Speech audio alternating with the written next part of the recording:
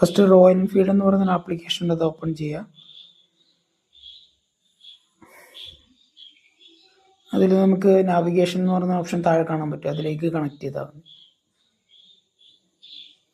അതിനും കണക്ട് എന്ന് പറയുന്ന ഓപ്ഷൻ റൈറ്റ് സൈഡിൽ ഉണ്ടാവും, അതിൽ പ്രസ് ചെയ്ത് കഴിയുമ്പോഴത്തേനും ആഡ് ന്യൂ ഡിവൈസ് എന്ന് പറഞ്ഞിട്ട് വരും. അതിൽ ആ രണ്ടാമത്തെ ഓപ്ഷൻ സെലക്ട് ചെയ്യുക.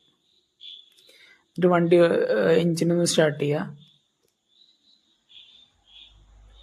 എഞ്ചിൻ സ്റ്റാർട്ട് ചെയ്യുമ്പോൾ തന്നെ ഇതിൽ കണക്ട് എന്ന് പറഞ്ഞിട്ട് വരും. അപ്പോൾ തന്നെ ഒരു കോഡ് ഡിസ്പ്ലേയിൽ കാണിക്കും വണ്ടിയിൽ. അതൊന്ന് ടൈപ്പ് ചെയ്ത് കൊടുത്തിട്ട് കണക്ട് ഡിവൈസ് കൊടുക്കുക.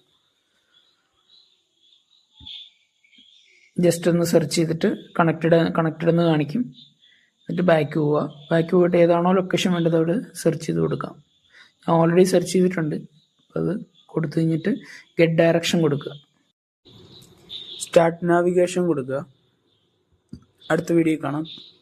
ബൈ.